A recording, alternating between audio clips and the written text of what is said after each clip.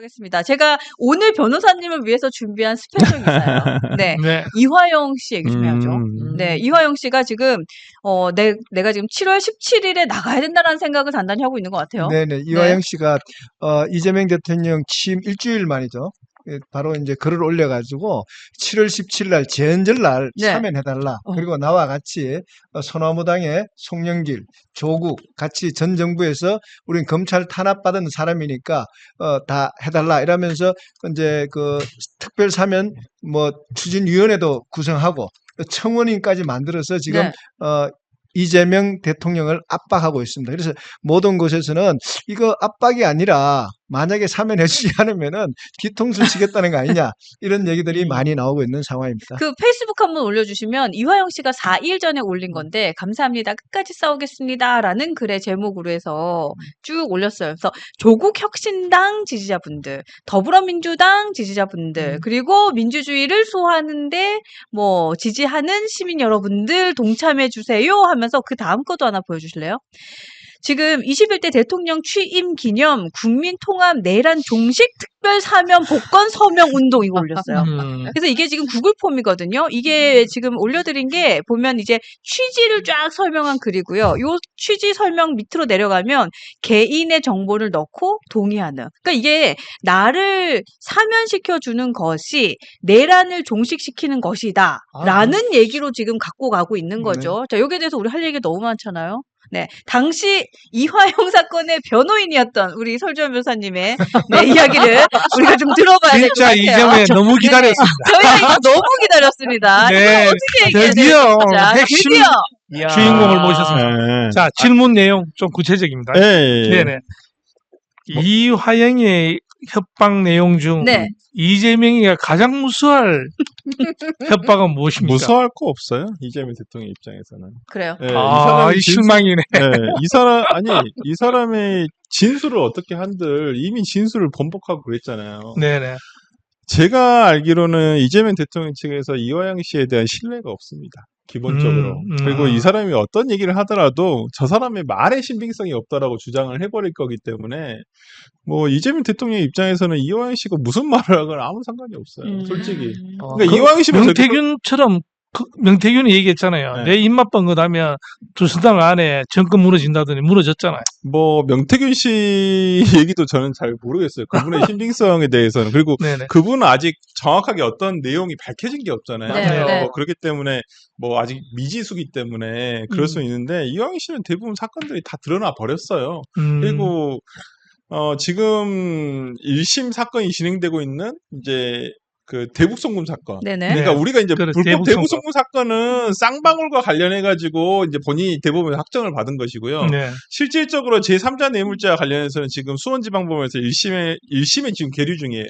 그게 이재명 대통령하고 이화영 씨하고 김성태 회장하고 같이 공범으로 묶여 있는 사건이란 네, 말이에요. 공범으로 돼요. 근데 이제 이 사건은 이제 진행이 이재명 대통령이 중단이 되겠죠. 네네. 나머지 두 사람에 대해서는 이제 진행이 되겠지만은 그래서 지금 뭐 이화영 씨 모든 사실관계는 이미 드러났어요.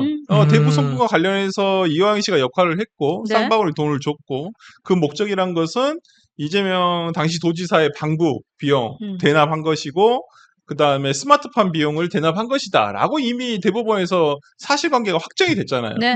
이제 네. 거기에 대해서 남은 일은 뭐냐면 당시 이재명 당시 도지사가 어떤 이화영 씨가 평화부지사로서 이걸 보고를 했느냐, 그리고 이제 그것을 알았느냐, 네. 이것만 밝혀지면 되는 것이죠.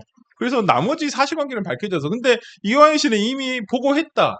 이재명 당시 도지사가 알았다고 했다라고 진술했어요. 네. 그걸 나중에 재판 과정에서 번복을 한 번복은 것뿐이고, 했지. 네, 그것을 이제 법원에서는 받아들여지지 않은 것이거든요. 그 번복에 대한 거에 대해서. 아, 네네. 그래요? 네, 그렇기 때문에 뭐 이재명 대통령 입장에서는 뭐 더 이상 저 사람이 숨겨줄 것도 없고요. 숨겨준다고 해서 자기가 이익될 것도 없고 어차피 자기는 자기 재판 이제 뭐 대통령이 끝난 다음에 하면 되는 것이니까 저는 좀 뭐 이재명 대통령 입장에서는 이화영 씨의 저런 주장이 협박이라고 생각도 안 할걸요.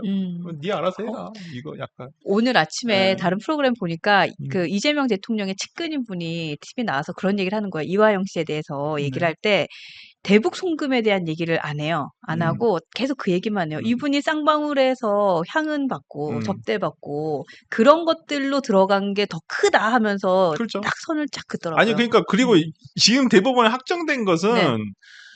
7년 8개월이긴 한데 제일 큰 포션을 차지하고 있는 건 대북 선거와 관련한 내용이 아니에요.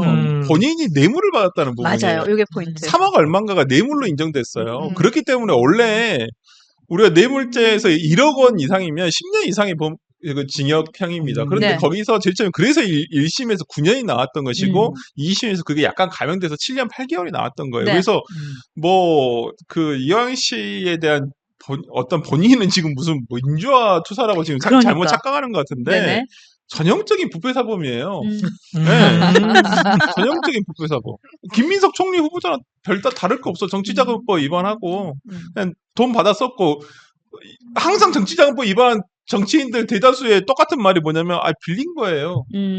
빌린 거예요. 이 얘기예요. 다 똑같아요. 거기다가 조금 정성 들이면 차용증 쓴 거. 그렇죠. 정성 없이 받으면 그냥 받는 거.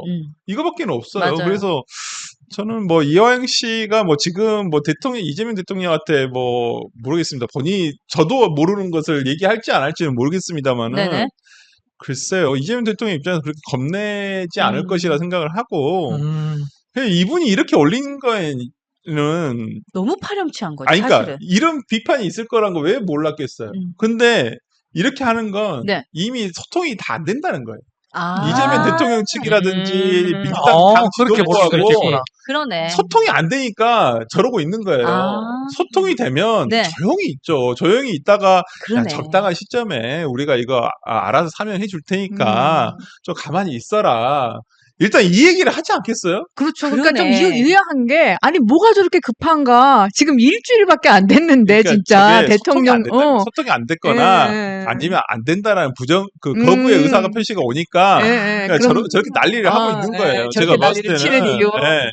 안 그런 지금 봐봐요. 송영길 대표 뭐라고 그러네. 하고 있습니까? 찍소리 안 하고. 제가 봤을 때는 송영길, 조국, 이화영이 만약 이 세상에 올라온다고 한다면 네, 제가 네. 이재명 대통령이면 저는 송영길 대표 해줍니다. 예. 자신에게 계양구 계양, 국회의원도 그렇죠. 양보를 해줬고 그러네. 어찌 보면 본인이 서울시장 떨어진다는 거 알면서 나가서 낙선을 했고 그 다음부터 이런 고초를 겪고 있는데 네. 어쨌든 간에 두 가지 혐의가 있었어요. 그 돈봉투, 소위 말하는 돈봉투 사건에 대해서는 무죄가 나와버렸어요. 그리고 그건 아마 계속 무죄가 될 것 같아요. 왜냐하면 그 다른 재판에서 서초구 지역위원장이었던 그 여성분 있잖아요. 네네. 그분에 대한 진술이 증거 능력이 없다라고 재판부에서 판결이 나버린 거예요. 그렇기 때문에 돈봉투 사건과 관련해가지고는 송영길 대표가 더 이상 처벌받을 수가 없어요. 나머지는 지금 2년형을 받은 것은 네. 정치자금법 위반이에요. 근데 뭐 그건 뭐 우리 총리 후보자도 있으신데 네. 아마 그래서 제가 봤을 때는 만약 이 세 분이 만약에 올라온다고 한다면 그런데 제가 이재명 대통령이라면 네. 아마 송영길 대표를 해주지 않을까. 조국 대표는 너무 일러요. 정권 초반에 지금 조국 대표 전 대표 같은 경우에는 차기 대선 후보자로 나올 수 있는 사람이란 말이에요. 그렇죠. 아니 어떤 대통령이 그렇죠. 태양이 두 개를 뜨게 할 수는 맞아요. 없잖아요. 그렇죠. 태양은 하나여야지. 그렇기 때문에 조국 대표를 지금 정권 초반에 사면을 해주는 건 욕 먹을 대로 먹고 본인한테도 정치적으로 안 좋고. 그렇기 때문에 제가 볼 때 조국 대표는 조금 어려울 것 같고요. 아마 8.15 특사가 있다고 하더라도 저는 그냥 민생사범 사면 수준에서 끝나지 않을까. 해준다고 하면 아무리 일러도 올 연말 특사 정도? 네, 저는 그렇지 않을까. 아, 명쾌하다. 명쾌하다. 네. 예. 그러니까 이화영이 하는 얘기는 주장은 이런 거죠. 자기는 네. 정치 검찰에 부당한 탄압을 당했다 그렇지. 이거지. 네. 이재명 대통령의 재판이 그런 것처럼 내 재판도 검찰이 증거를 조작했고 네. 이에 따른 유죄 판결이 나온 것이다. 그러니까 이 조작 사건, 이 대북 송금이라는 자기가 유죄된 사건 자체가 검찰의 조작이니까 이 진실을 낱낱이 밝혀서 네. 검찰의 무도한 행각을 밝힘으로써 검찰 개혁을 완성하시라. 이게 이화영의 주장인데, 근데 이게 이재명 대통령 쪽에서 받아들일 이유가 전혀 없는 게 왜냐하면은 이런 무도한 행각 난다치 밝히지 않아도 이미 이재명 정권과 민주당에게는 검찰을 해체할 힘이 충분히 있습니다.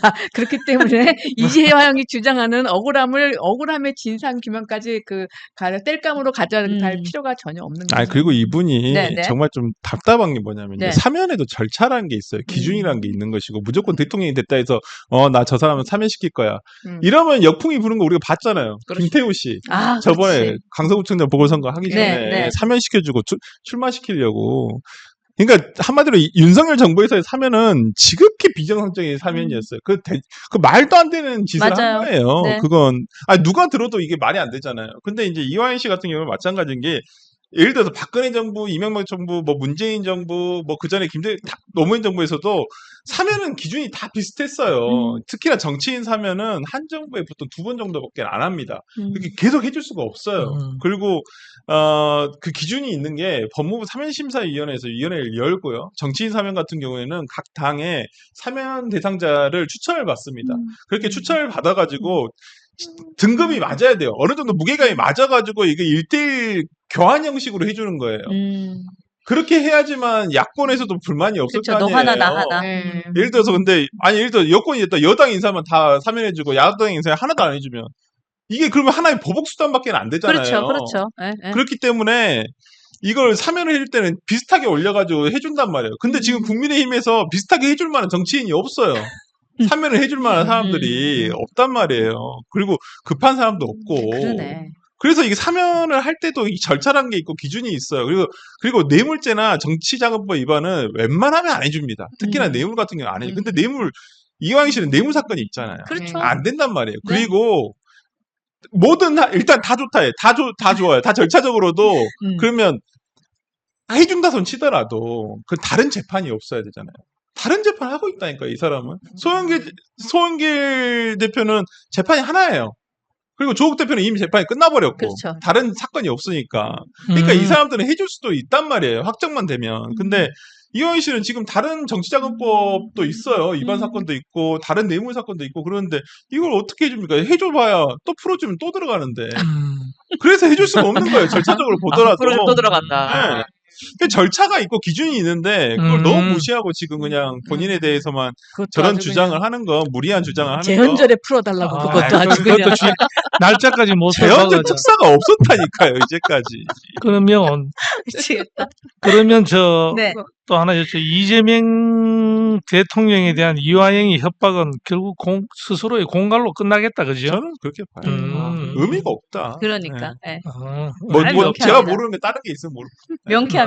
네. 근데 이분은 진짜 뭔가 떼쓴 애도 아니고, 그죠? ABC도 없이 그렇게 가나다도 없이. 그러다가 괘씸죄라는 게 있잖아요. 네네. 진술을 한번 중간에 번복해서 위기에 빠뜨렸던 적도 있었기 때문에 거기다가 또 이재명 대통령에 대해서 또 괘씸죄까지 걸려 있는 상황이. 그렇죠. 뭔가 본인이 단단히 착각하고 있는 거예요. 네. 주진우 의원 말처럼 네. 이분이 지난번 총선을 끝나고 민주당 국회의원들 몇 명이 네. 면회에 왔을 때 본인이 대속하고 있다는 거 알지 않느냐 이런 식으로 얘기를 했다는 거예요. 대속이란 말이 대신 구속돼 있다는 그렇죠. 거예요. 네. 그러니까 죄를 자기가 덮어 쓰였다.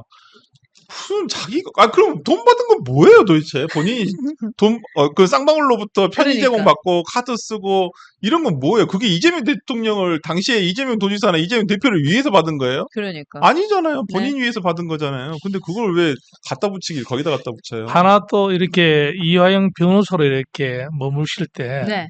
이화영의 인성은 어떤 사람입니까? 아니, 제가 잘 몰라요, 솔직히. 잘 몰라요. 잘 모르는 상태에서 그냥 우연히 들어갔기 때문에 저분의 뭐 인성이나 이런 건 그렇게 저는 긍정적인 평가는 하나도 없지만 뭐 잘 모른다고 하는 게 맞을 것 같습니다. 잘 겪어보진 않아서. 네. 좋습니다.